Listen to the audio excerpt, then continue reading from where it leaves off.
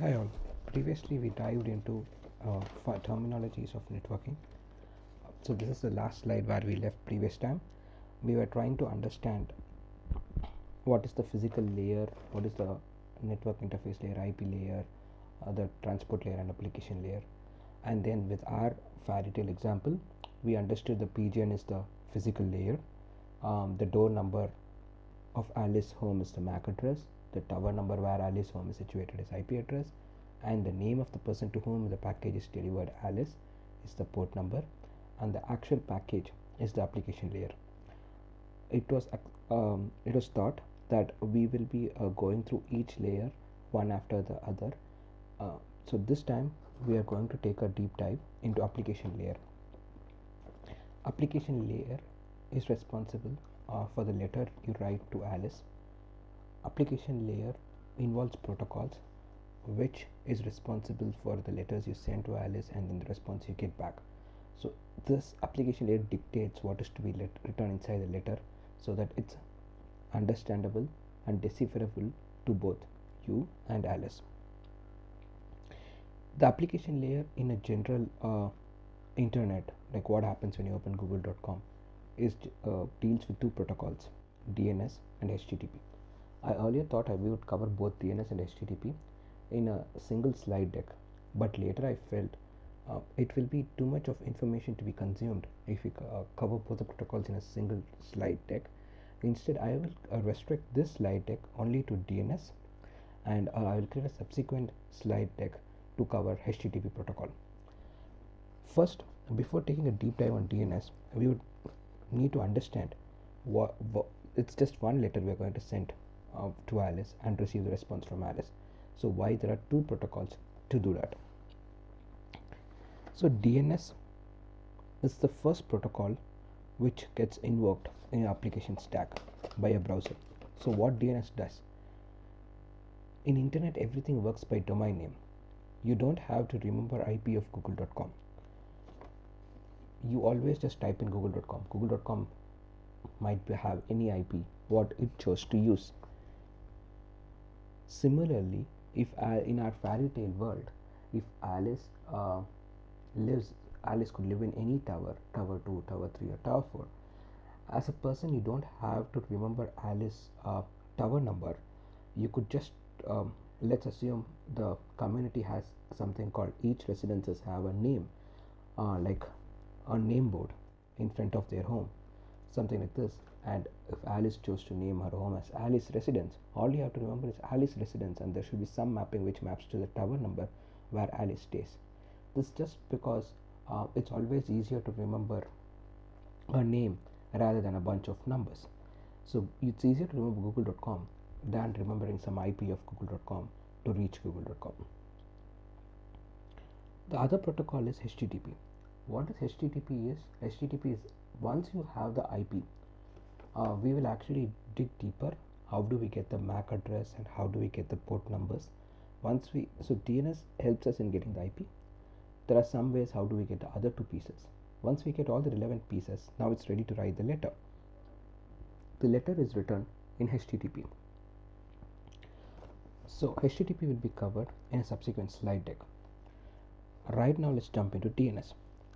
Let's assume in our fairy tale world, every home has an unique name.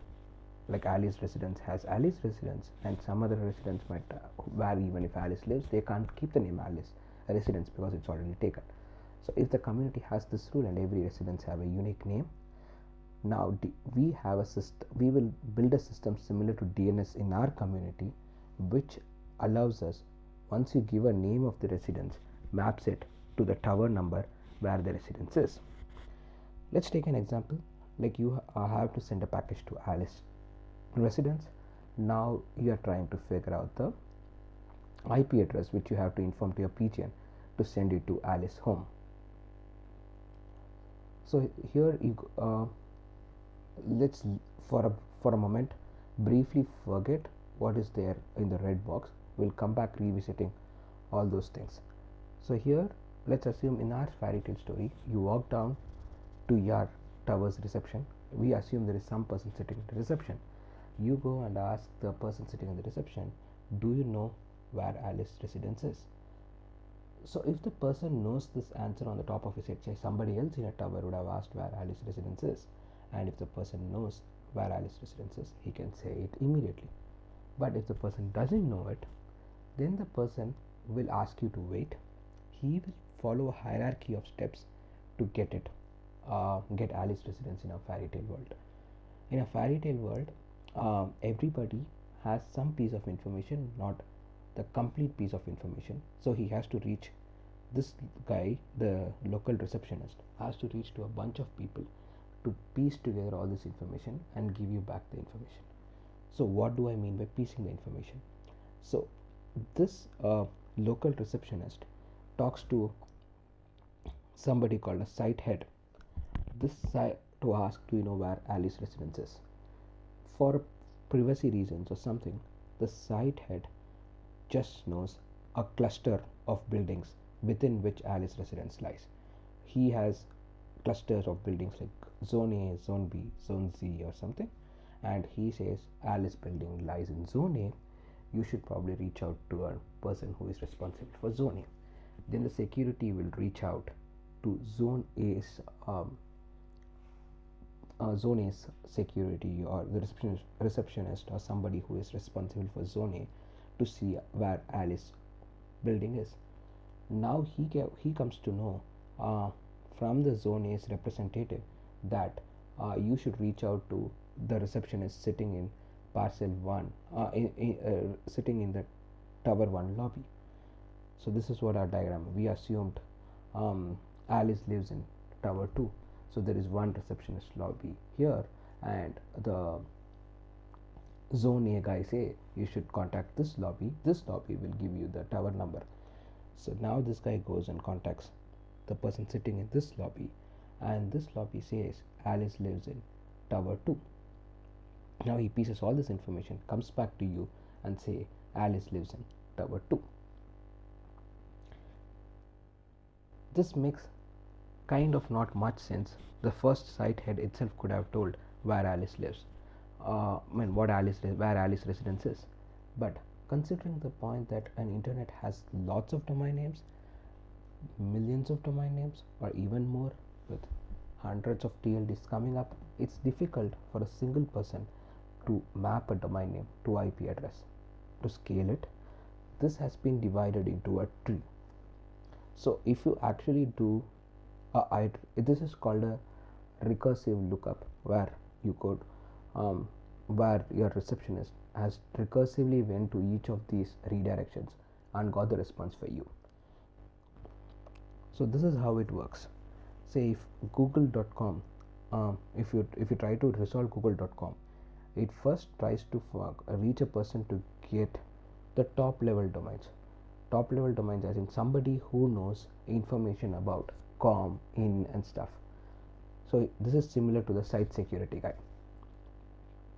Site security guy has redirected you to Zone A, contact Zone A. So Zone A is something like a set of name servers responsible for domains registered under com.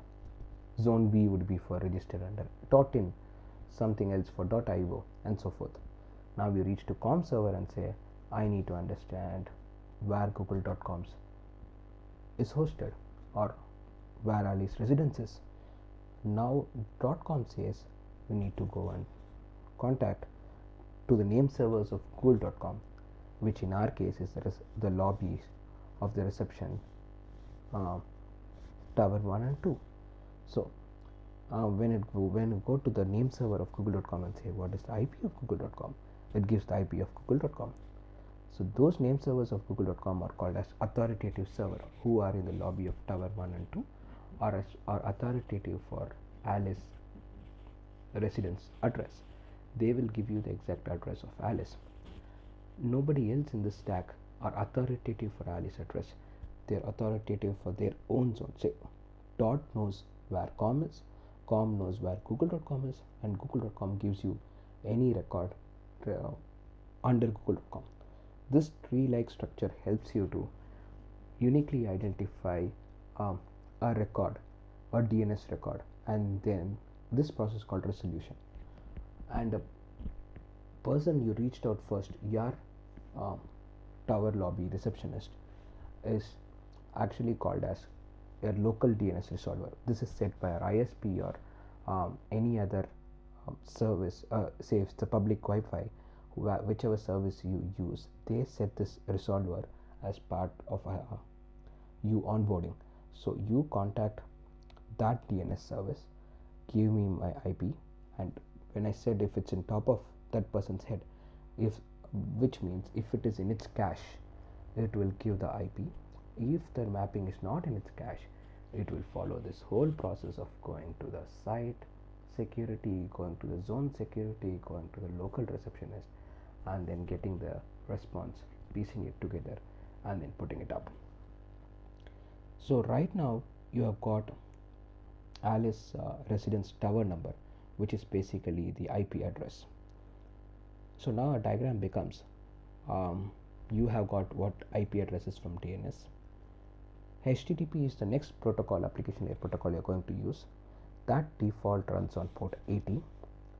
So that solves our port number problem also.